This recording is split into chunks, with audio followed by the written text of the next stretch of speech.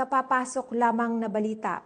Matapos lagdaan ng Pangulo, isa ng ganap na batas ang pagtanggal sa sibuyas bilang parte ng lirik sa kantang Bahay Kubo.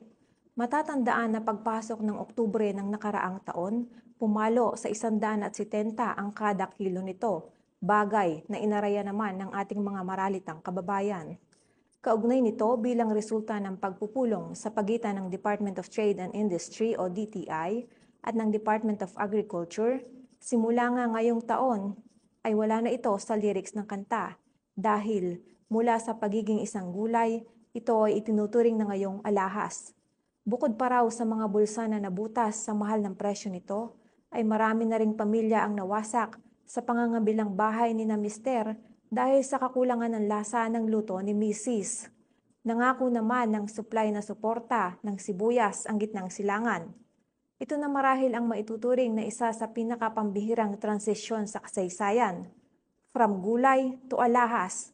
Kaya naman, napapasabi na lamang ang ilang gulay ng sana all, na tinugunan naman ng sibuyas na kung kaya ko, kaya nyo rin.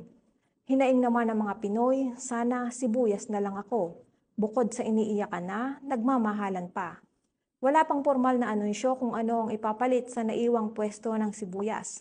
Kaya naman, sa mga aspiring gulay dyan na nagnanais gumawa ng pangalan ngayong taon, it's your time to shine. Back to you.